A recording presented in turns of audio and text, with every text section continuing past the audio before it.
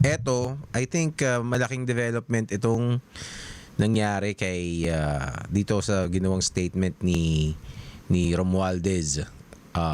Kailan ba to? 22 hours yesterday, 'di ba?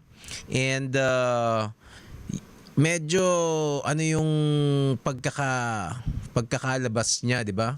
Kasi actually, sa totoo lang, may mga naririnig-rinig ako na maghihiwalay, magi-split na daw talaga itong BBM at saka Romualdez kasi medyo ano pa sila parang tropa pa sila 'di ba? Although dun sa flood control scandal and basically lahat ng corruption scandal sa Pilipinas.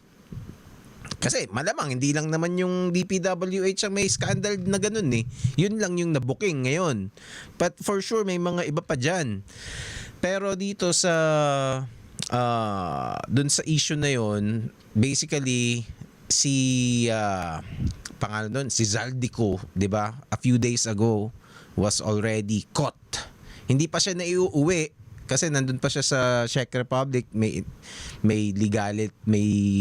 legalities pang kailangan gawin doon. Hindi natin alam pa actually kung gaano katagal bago maiuwi si Zaldico.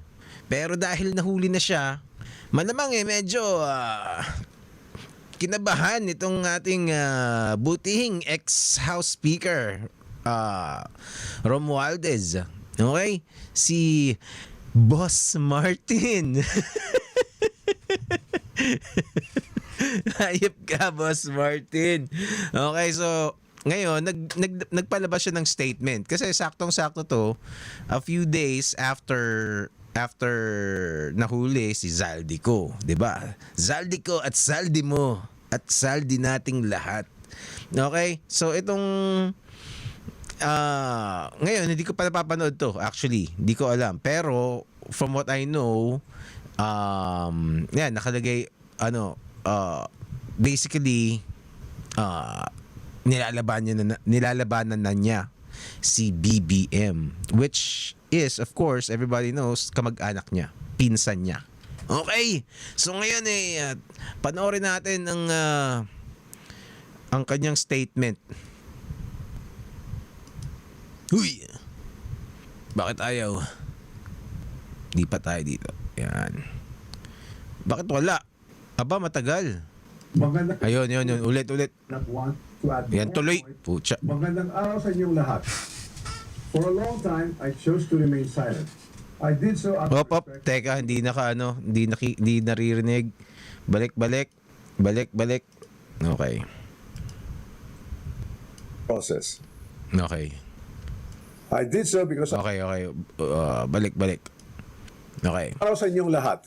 For a long time, I chose to remain Norbs. silent. I did so out of respect for the legal process. Okay. I did so because I did not want to add Medyo namayat siya, ha? Namamayat ang ating Boss Martin. Nagwo-workout ka ba, Boss Martin? Mukhang ayos yan. more noise Nagwo-workout ka ba o stressed? to an already divisive issue. I did so because I believe that if I cooperated fully, submitted myself to the proper authorities, and answered every question asked of me, the truth would eventually speak for itself. Okay, this is a very parang politician-y na learned skilled politician ang datingan ng kanyang I don't know if it's standard. Kumbaga parang I'm presenting myself, subjecting myself to the law. Yun ang kanyang script for now. But there comes a point when silence is no longer prudence. My silence has been abused and weaponized to build a narrative that is false, twisted, and unfair. So let me be clear. Okay. I will not keep quiet anymore. I will face this head on, and I will speak with facts because the truth deserves to be heard. Today, I'm taking this opportunity to speak directly to the Filipino people. From the start of Okay. this controversy, I have been cooperative. I personally appeared before the proper authorities. I voluntarily submitted my affidavit to the ICI. I provided the information and documents asked of me. I did not hide. I did not run. I did not evade scrutiny.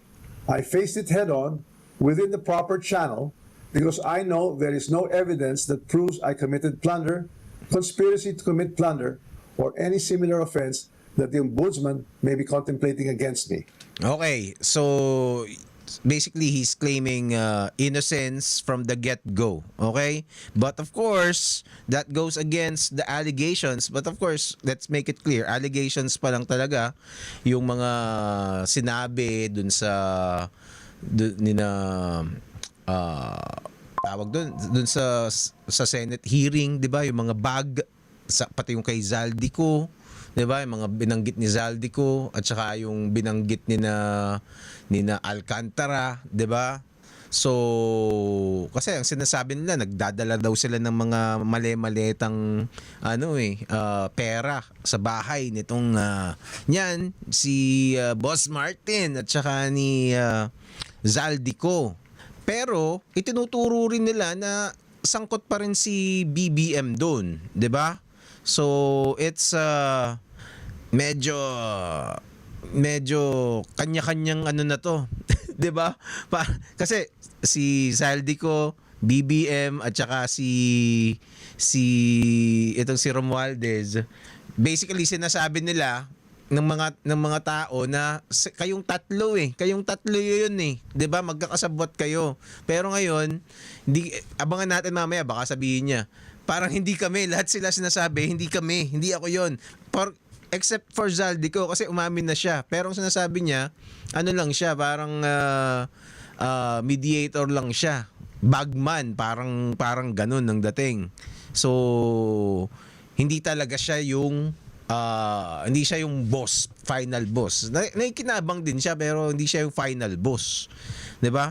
Teka, meron ako nakitang meme na ito. Ganda ito. Tawag dito tawag dito mag-add kayo ng topic dito sa r/comicsman. Ayaw nyo akong tulungan. Dito nakakatawa to eh. Nag-aaway sila. Ang tagal. Ayan. Yan, basically ganyan ang nangyari.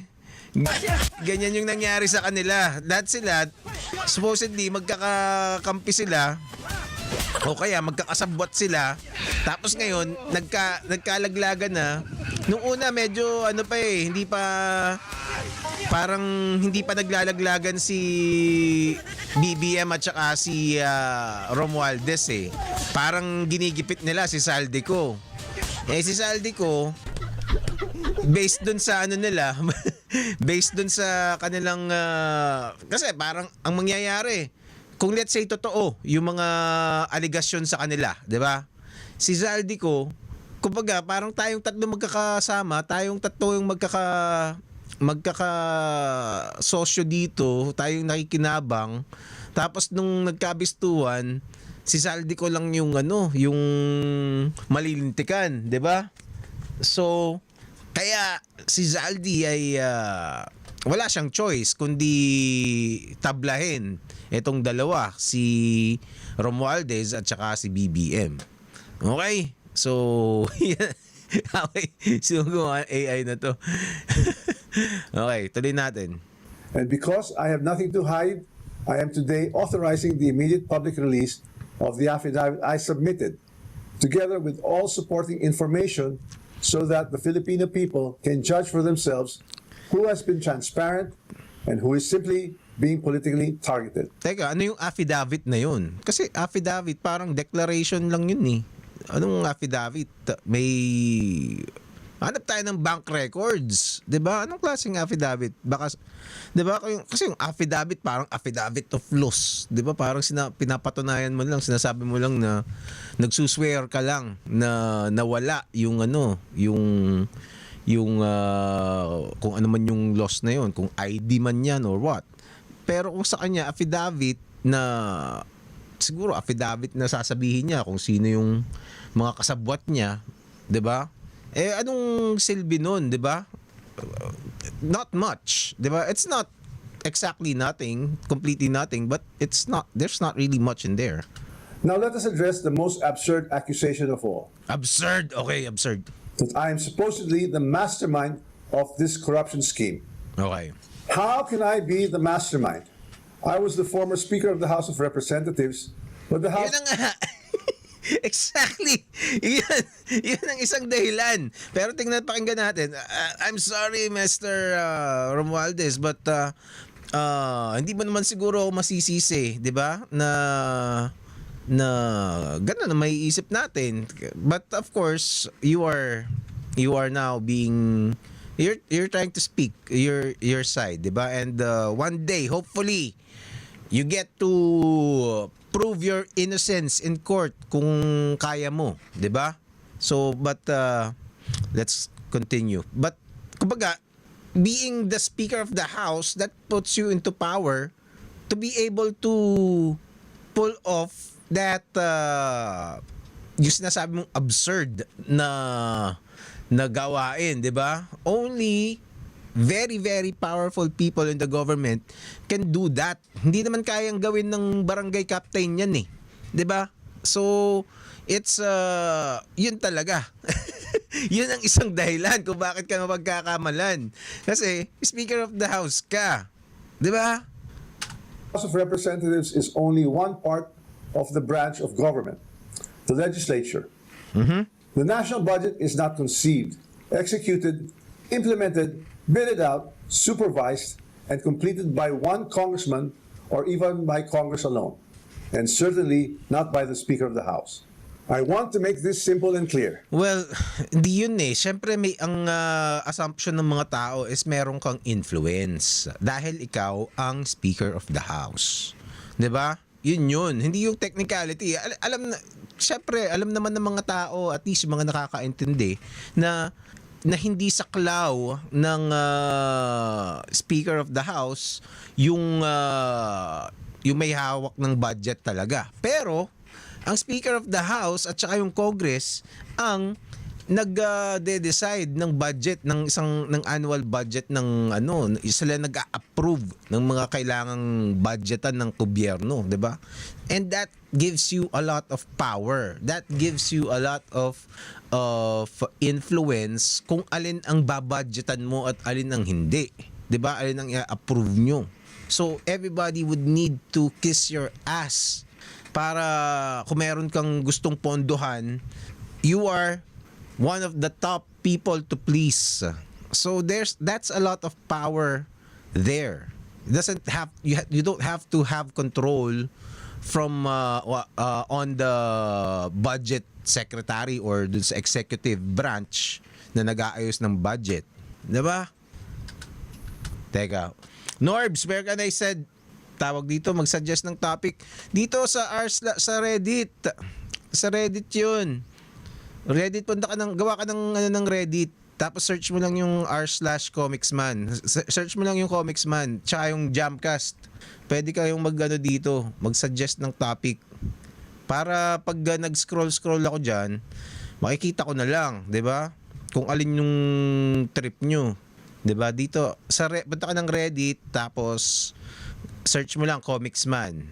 Lalabas din yan yung Comicsman tsaka yung Comicsman Jamcast. So kung saan mo gustong suggest doon, okay? Okay, so 'yun ang punto. Kaya importante. So hindi hindi out doon sa hindi kumbaga kung sasabihin mong palusot na Speaker of the House ka, kaya hindi ka pwedeng makagawa nito, yun nga yung point, 'di ba? Parang that is the worst palusot for me, if you ask me, as a lay person, 'di ba? The national budget does not depend on just one person. The budget does not begin in the House. It begins in the executive. The agencies and departments prepare their proposals. The executive consolidates them into the National Expenditure Program, and that program is then submitted to Congress. From there, the House deliberates, but the House is not one person. And Okay, so he's explaining the process, yung standard process ng yung protocols ng gobyerno, which is I have no reason to doubt na tama yung sinasabi niya. But of course, corruption nga yan eh. 'Di ba? Hindi, ibig sabihin niya, hindi yan dadaan sa process. Yun. 'Di ba? It's lahat naman ng illegal hindi dumaan dun sa tamang proseso, kaya nga illegal eh. Kung dumaan siya sa tamang proseso, edi hindi illegal yun. Walang sa'yo, walang hahabol sa'yo. 'Di ba? It is certainly not the Speaker alone.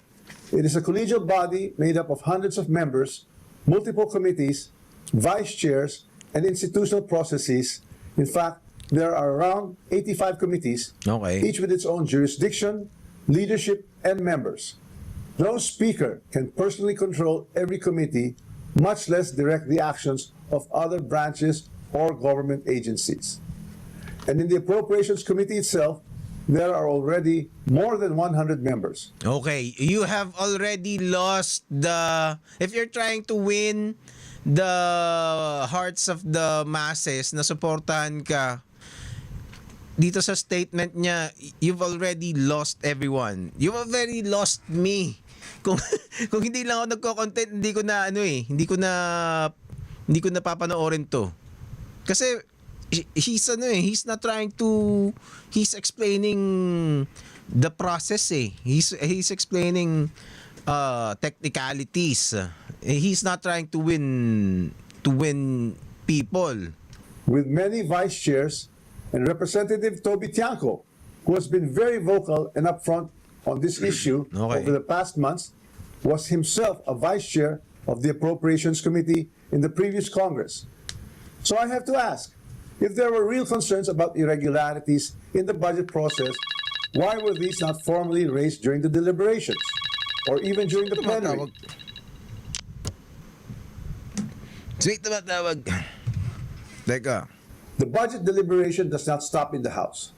The Senate also conducts its own deliberations, reviews its own version, and plays its own role in shaping the final budget, and it is not a bystander. It is an active constitutional participant in this process. After that, the House and the Senate reconcile their versions in the bicameral conference committee. Only then is the final bill transmitted to the President for approval or veto. So let us be honest about Okay. what becomes law. The national budget is not the act of one person or one chamber. It is the product of a constitutional chain involving the executive, the House, and the Senate. This is something I want the public to understand. The budget process is collective, multi-layered, and shared. Okay, so yun lang ang in-explain niya lang na technically ang proseso ng gobyerno yung naayon sa batas, hindi siya basta-basta makakakuha ng pera sa budget ng kasi madaming pagdadaanan, yung madaming mga taong involved, madaming mag-a-approve, madaming proseso, may pagdedebatihan pa diyan, 'di ba? And so on and so forth, yung mga pinagsasabi niya. But then again, corruption, we're dealing with corruption nga, 'di ba? And 'di ba? Kaya nga hocus pocus eh. Ano siya? Obviously, here are the facts, okay? The facts are merong mga flood control projects na hindi natapos o kaya substandard. Those are real. Merong mga flood control projects na ghost projects na binayaran ng gobyerno pero walang naipakita, 'di ba? It is fact that there are billions and billions of missing funds na mga overpriced items, 'di ba? Na nawala. 'Di ba? And actually basta let's say ma-approve mo na yung pera, hindi na yun eh, wala na yun sa Kongreso eh. Wala na yun dun sa basta na-approve na yung pera, basta lumabas na yan. 'Di ba? Nandun na yun. Yun na yun. 'Di ba? Yun na yung dun ka na pwedeng kumuha ng cut mo. Yung mga in-overprice yun yung kukubrahin mo. 'Di ba? In all honesty, kahit pwedeng dumaan sa tamang proseso yun eh. Pero at the end of the day, yung pera napunta sa isang corrupt na politiko. 'Di ba? And people are saying that it was you. Ikaw yung corrupt na politiko doon. At saka si Zaldi at saka si BBM daw. So yun ang malalaman natin. Accountability must apply to everyone involved, Ito pa si Romel. not selectively assigned Smelo. after the fact, and certainly not when it becomes politically useful. If corruption were to occur in a magnitude made known to us over the past months, then it's clear that the real corruption does not happen at the level of the general legislative approval alone. It happens at the level of execution of the General Appropriations Act. It happens when projects are implemented. It happens where projects are actually implemented, where procurement is undertaken. Oh, yun, tama. Yun na ina-explain niya, 'di ba? Pag lumabas na yung pera kasi hindi naman yung proseso eh. So basically para sa akin if you ask me, irrelevant yung sinabi niya kanina eh. Irrelevant yun, yung proseso kasi pwedeng dumaan sa proseso tapos pag lumabas na yung pera tsaka makukunin. 'Di ba? At the end of the day, it doesn't matter kung tama yung proseso noon. Basta ang nangyari, yung pera na intended dapat sa proyekto, kinuha mo. Yun ang masama. Where monetary disbursements are actually made.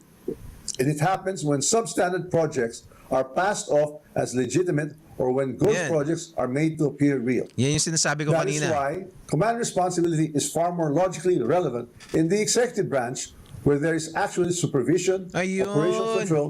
Okay, so basically, yun ang kanyang spin dito.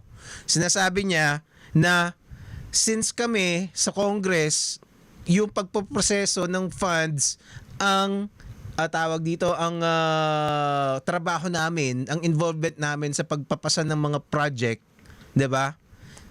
Ibig sabihin, tapos yung actual nakukubra ng pera nandun na sa executive. 'Di ba? Nandun na sa executive, wala na kami doon. 'Di ba? So yun ang sinasabi niya. Yun ang kanyang storya. So bakit ako yung sisisihin mo wala na sa amin yung pera pag nailabas na. 'Di ba? Yun ang kanyang sinasabi dito. And implementation on the ground, then in the collegial legislative body where constitutional role is deliberation and appropriation. Congress does not build flood control projects. Congress does not conduct procurement. Oh, yun, 'di ba? Congress does not- Hindi kongreso yung gumagawa nun. Ang gumagawa nun are the executive branch.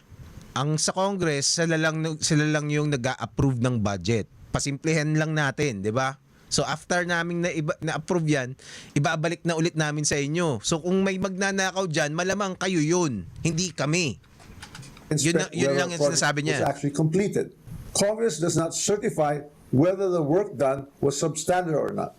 Oh, hindi rin sila yung nagche-check kung tama ba kasi nga executive na yun. Yun na yung DPWH, yung mga engineer doon kasi hindi naman engineer yung mga congressman eh. 'Di ba? Malay ba nila kung ano yun? Kung substandard ba yan o hindi. So yun ang kanyang kwento. But then again, of course, kaya nga pwedeng magkakasabwat yung let's say alam mong overpriced yung budget para dito sa isang proyekto na to, let's say isang flood control project o tulay, 'di ba? Pwede nilang pwede nilang ilakad na kahit na para ma-inflate yung presyo o kaya ma-prioritize o kaya hindi i-prioritize, 'di ba? Maaring may mga ganon na pwedeng maging i-consider na pabor mula sa mga congressman, lalo na sa Speaker of the House kasi sila nga yung mag-a-approve eh. So pwedeng ipitin nung congressman o ng Speaker of the House na ganun ba, gusto nyong ayusin natin to, dagdagan nyo yung presyo niyan para ibigay nyo sa akin. 'Di ba? Ganun yun. Kala mo maloloko mo kami. So if the allegation is that there was a systemic corruption in flood control implementation, then the public should ask the obvious question: where does implementation actually happen? Yun. So, eto, pwedeng malamang. Obviously, meron ng mga corrupt doon sa DPWH. Nakita natin yan, umamin na sila. From the contractor to the mga district engineer and all. Diba? Umamin na sila eh. So, may corrupt doon. So, does that mean na wala nang corrupt sa iba? 'Di ba? Pwede naman kasing may corrupt doon, may corrupt din sa inyo.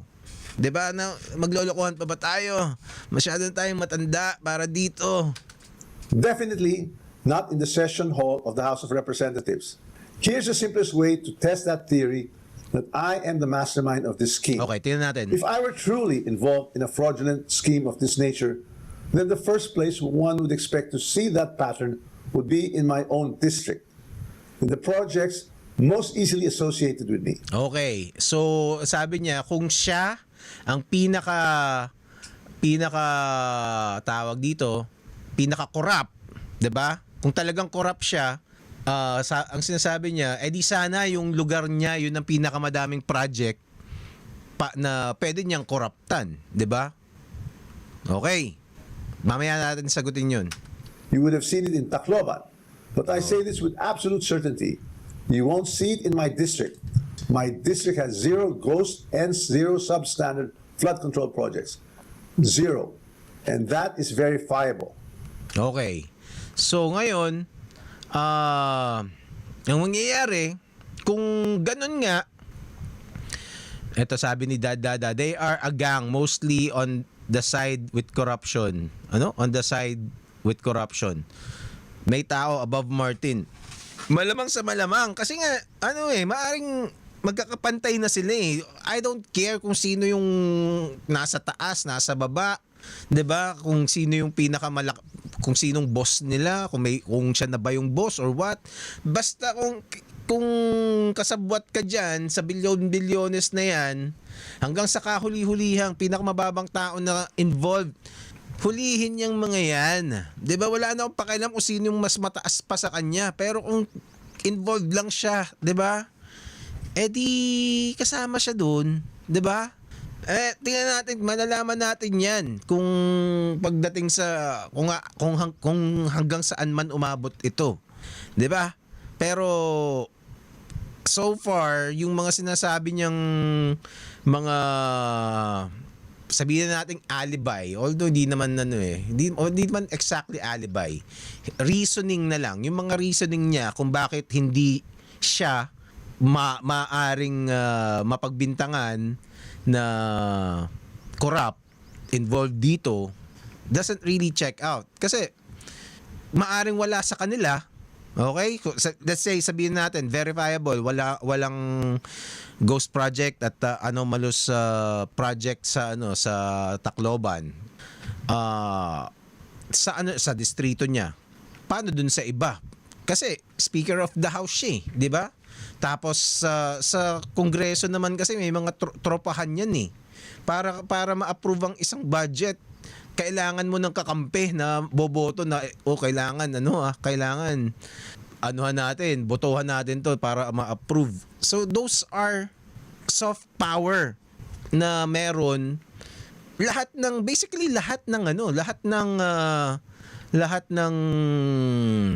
congressman, 'di ba? Lalo na kung ikaw yung Speaker of the House. So, I'm sure merong kasi ang dami ng 200 plus yung congressman, 260 ba? Nalimutan kung ilan exactly eh. Pero for sure, merong mga top dogs dyan. Merong mga leader ng mga faction dyan. And they have their own sets of power to and leverage, 'di ba? May mga pwede nilang gawing leverage against each other para makuha nila yung gusto nila. Kung gusto nilang mangurakot, 'di ba? Kung ganun ka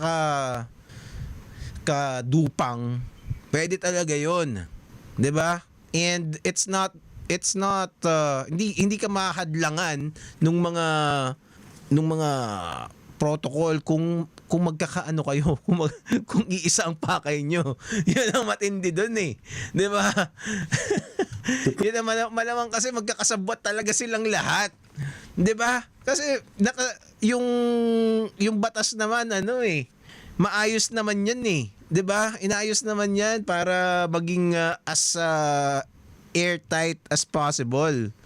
Pero kung sama-sama kayo, hawak kamay kayong magdedesisyon na mangungurakot kayong lahat, walang silbi yun. Magagawa nyo pa rin ang gusto nyong gawin. Prove this point, I'm authorizing my staff to share and release to the public the list of all the projects in my district that the authorities may deem attributable to me. Let the public scrutinize and verify for themselves. Ayan. Actually, maganda yan. Approve ako dyan.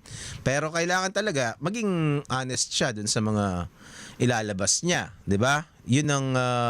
pero okay sa akin yan. Ilabas niya lahat ng gusto niyang ilabas. Pero tingnan natin kung satisfaction, kung masasatisfy ba yung mga tao sa mga ilalabas niya. Parang ang bastos ng pagkakasabi ko. Masasatisfy mo ba? Teka, may nag-message. Okay. Okay, so tuloy natin. As I already mentioned, corruption of this scale is not a one-man operation. It requires two things: budget decisions and implementation on the ground. Yun ang masakit With respect to how the budget was deliberated in Congress, let me say this categorically. I was not a part of the BICAM and the small committee budget deliberations. Yes, I was updated on the general outcomes of the deliberations, but I had no visibility with regard to the specific details of the discussions. Anong deliberation yung sinasabi niya? Deliberation ng ano daw? Authorities may deem attributable to me. Let the public scrutinize independently, not in the session hall of the House of Representatives.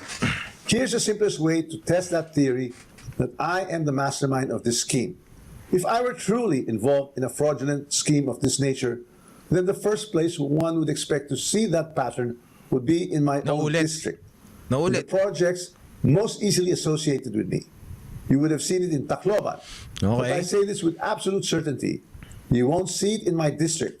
My district has zero ghost and zero substandard flood control projects. Zero. And that is verifiable.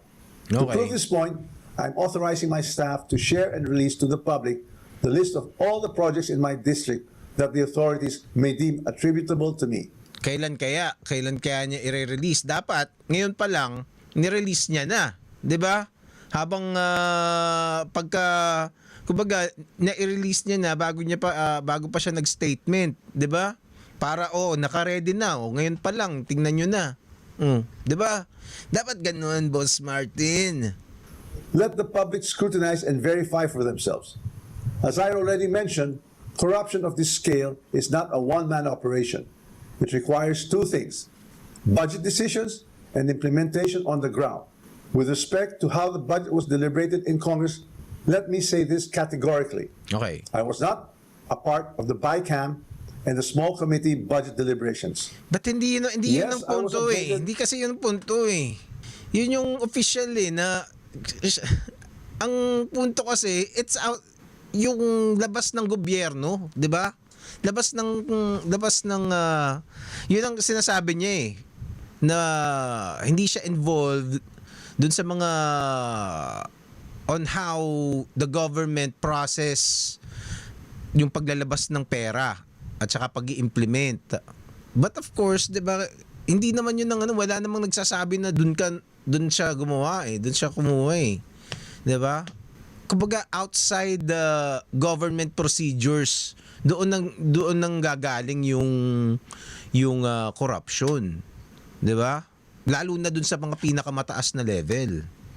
But of course, people would have to prove that, 'di ba? Ngayon wala pa tayong ebidensya, hindi natin alam. Pero syempre matatalino naman tong mga to Kung mangungurakot sila, they're gonna game the system, or 2, they're gonna operate outside the system, or 3, kung hindi nila kayang gawin yun, they will operate with somebody else na naka-proxy sa kanila. 'Di ba? Yun ang mga pwede nilang gawin para mangurakot kasi pag gusto may paraan. 'Di ba? There are lots of ways. Ang tanong na lang diyan kung mahuhuli ka o hindi.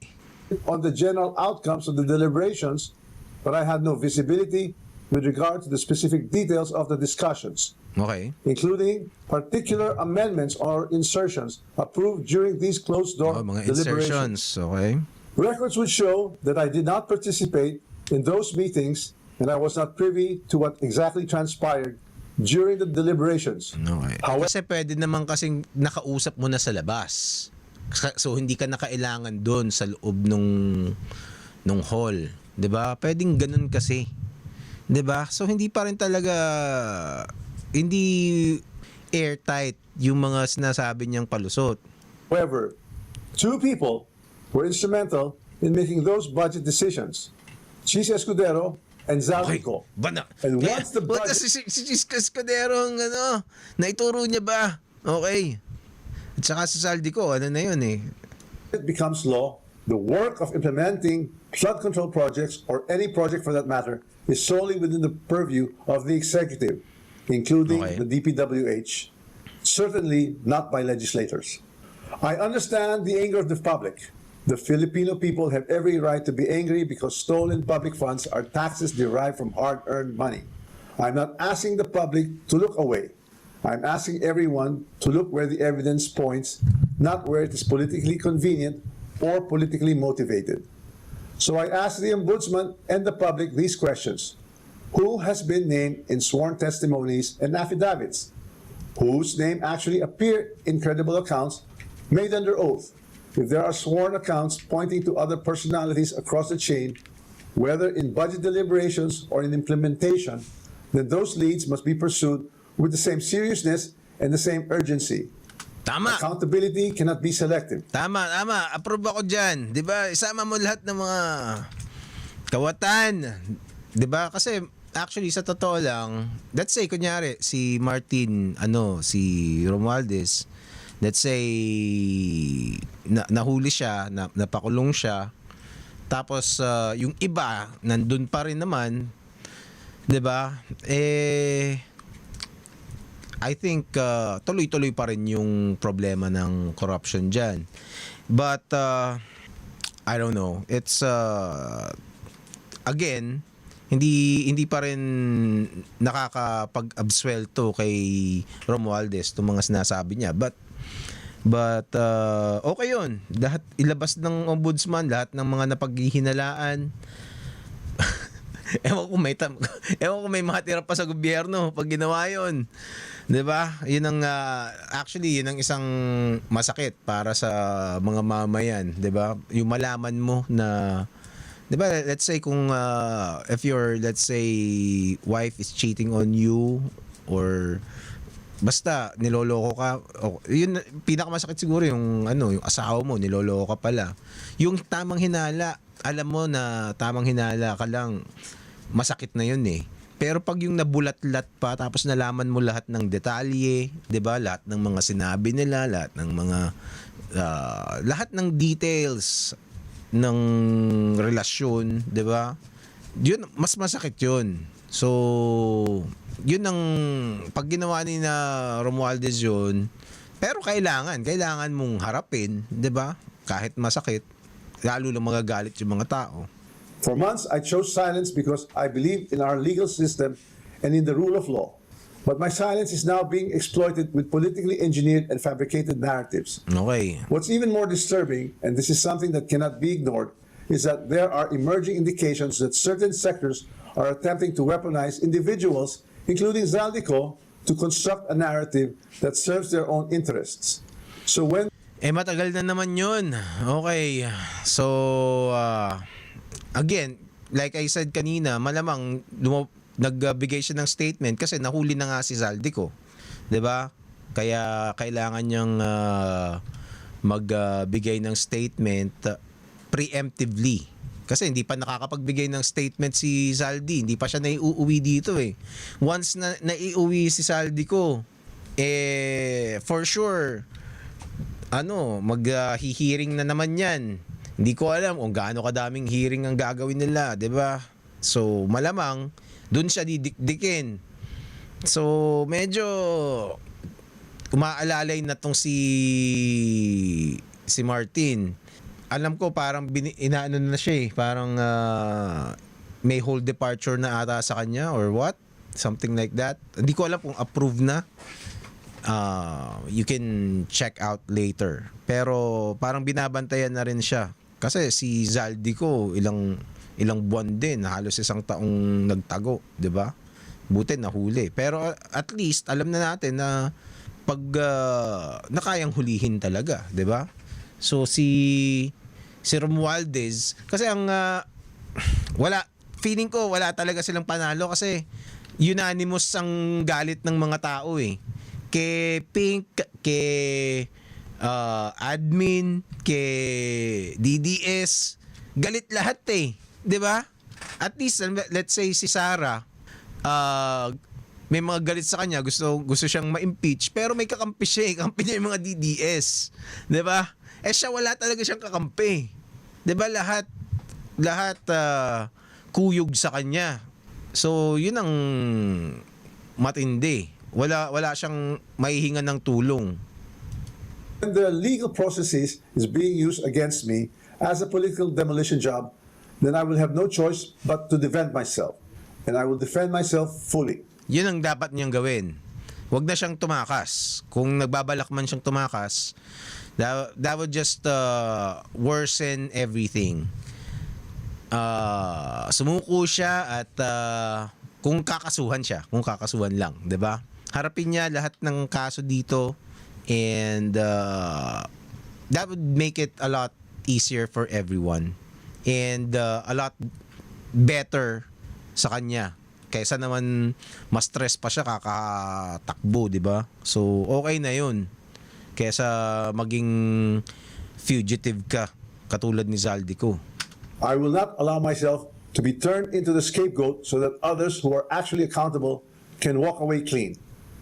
If this is a political play to push me out and close the story, tarnishing my name and my reputation, then I'm telling everyone now, I will not go quietly and I will not go alone.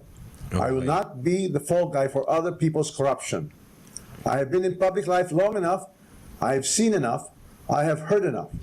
I know many things about this current administration and Naku, yan na ang kanyang ano na ba to? Pagbabantaan na ba ito? Pero tama yun ha. Kung makukulong ka, isama mo na lahat. Ay, full support ako dun. 'Di ba? Full support ako na isama niya na lahat ng mga kilala niyang corrupt. Administrations as well. And I say this carefully. If this matter is to be handled as a legal issue, then let it be handled legally, soberly, and according to evidence. But if certain people insist on waging this in the court of public opinion, then I will have no choice but to defend myself publicly as well. To the Ombudsman, I say this with full respect. If your office truly believes in justice, then follow the sworn statements, follow the records, and follow the evidence all the way. Do not stop where it is politically convenient. Do not settle for the easiest headline. Do not confuse public pressure with prosecutorial duty. May ganun bang indication ng ombudsman ay nagfa-follow ng headlines? Sa bagay kasi yung ombudsman pinaltan ni ni BBM eh. Kakampi niya talaga yun eh, si Remulla, 'di ba? So it's actually matinding move yung ginawa ni BBM. So, ibig sabihin, malamang takot talaga tong si Romualdez. Parang hindi niya pa sinusuwag ng todo si BBM eh. Abangan natin kung gagawin niya pa kung isasagad niya. What I ask of the office of the Ombudsman is simple. Follow the rule of law and due process. This is a serious matter and it should be handled with seriousness, not with haste, theatrics, or shortcuts. I'm ready and willing to respond to every allegation in the proper forum through the proper pleadings, motions, and submissions that the law allows. And to those who think they can throw me under the bus to save themselves, this is what I have to say to you. I am ready to defend my name. My silence should not be mistaken for weakness, ignorance, or fear. I know enough to defend myself, and if I am forced to do so in public, I will. Maraming salamat po. This is in Okay. response Okay, so tawag doon, yun ang kanyang statement. Medyo nagmamatigas siya. Of course, he categorically denied his involvement but presented alam mo yun, hindi ganun kalakas na mga reasoning kung bakit hindi siya may involved sa corruption, 'di ba? But of course, kailangan kasuhan, 'di ba? And kailan ba kakasuhan ng ombudsman? 'Di ba? Ilang ano pa bang hinihintay? 'Di ba? Ano pa bang hinihintay? Bakit hindi pa kasuhan yung mga dapat kasuhan? Hinihintay ba si Saldico? Ganon? Kasi kung nandyan, umamin na nga si na Alcantara eh. 'Di ba na ganito yung ginagawa namin, ganito yung ginagawa ko. So ibig sabihin, hindi pa sapat yung mga ebidensya sa lahat ng mga pag-amin na ginawa, sa lahat ng mga may mga ni-raid na yung bahay ng Diskaya, ni-raid na yung bahay ng mga district engineer. Ano pa bang hinihintay? Bakit wala pa ring nakakasuhan dito? Meron bang nakakaalam sa inyo? O hindi lang ako updated? Kasi, 'di ba? Mag-iisang taon na 'to eh. Kala ko ba gigil na gigil yung mga tao. But of course, hindi rin naman kasi pwedeng magkaso ng basta-basta lang, hastily, 'di ba? Kasi kailangan pag nagsampa ng kaso, kailangan sigurado kang malakas yung kaso mo. Otherwise, hindi ka na pwedeng magkaso ulit kung tatanga-tanga kang magkaso, 'di ba? Tapos na-dismiss lang. So, but hopefully umusad na 'to. Ano bang problema? Ang pinagtataka ko lang sa dinami-dami ng ginawang Senate hearing, wala pa ring kasong nabuo, 'di ba? So it's a little weird na I think by this time dapat meron ng nagawa, 'di ba? Given the amount of confessions that happened during the Senate hearings. Ano tong sino ba to? Attorney Fajardo, sino to? to the statements made by Ombudsman Jesus Crispin Remulla earlier today.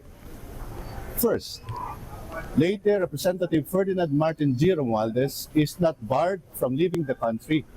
What exists, if any, is an immigration lookout bulletin order which does not Ito yung abogado ni Romualdez. Ang sabi niya? Lawyer and spokesperson of Amora. leave the Okay. country. What exists, if any, is an immigration lookout bulletin order which does not prohibit travel but simply requires prior coordination with authorities. In fact, Ayun, okay. Representative Romualdez sought travel authority in all good faith, and this authority has been granted. Pumiyok pa, nagbibinata. Nagbibinata si attorney. This underscores his full compliance with the law and negates any insinuation of slight. Yan ang matindi kasi eh. Parang yung ombudsman ni BBM may pagka-antagonistic sa mga taong parang makikita mo parang may bias eh. Mararamdaman mo eh. I don't know parang maybe I'm not following it enough just yet. Pero medyo ano siya, tawag dito, may mga theatrics yung ombudsman ng BBM administration. Risk. Second, on the reported request for a freeze order under the law, the Anti-Money Laundering Council must file a formal application before the Court of Appeals, supported by evidence, before any freeze order may be issued. As of this time, we have received no official notice of any such application or order. Any statement suggesting that a freeze order is imminent remains speculative. Third, as to the supposed case, there is no filed charge before the Office of the Ombudsman or any court. Statements about the cases being prepared do not equate to an actual prosecution. Tama. We urge caution Tama. against Yung mga statement, hindi talaga ano yun. Sa totoo lang, ang kailangan tahimik ang ombudsman eh. Hindi ko alam bakit ang ingay nitong ombudsman ni Marcos eh. Usually, dapat ano yan eh. Okay lang magsalita pero yung mga pointed na sinasabi, minsan may mga ganun sila eh. And it doesn't project fairness kung ano ka. Kung let's say kung hindi ko alam kung may mga pro Romualdez, no? Meron ba? O kaya pro DDS ka, ganyan. Minsan mabubuisit ka dun sa ombudsman kung ganun eh. Drawing conclusions from incomplete or unofficial information. Representative Romualdez has consistently respected legal processes and will continue to do so. If and when any formal action is taken, we will respond fully and appropriately before the proper forum. Until then, these remain unverified claims, and our client is entitled to the presumption of innocence. Tama naman siya doon. Tama siya doon. Wala pang, kaya kailangan ayusin na yung kaso. Hindi ko maintindihan kung bakit hanggang ngayon wala pa rin kaso. Kasi like I said kanina, ang dami ng hearing na naganap tapos wala pa rin, 'di ba? Kaya wala nang bilib yung mga tao sa mga hearing eh, 'di ba? Kasi katulad niyan, 'di ba? Umamin na yung nakasuhan na ba yung mga DE? Ano bang gagawin doon? Gagawin ba silang state witness? 'Di ba? It's hindi parang walang movement. Walang movement doon sa issue ng flood control. Parang ang dating parang pinapabayaan na lang mamatay yung issue. And that's what's frustrating about this. Okay, I suppose we're gonna have to wait for developments dito kay Boss Martin.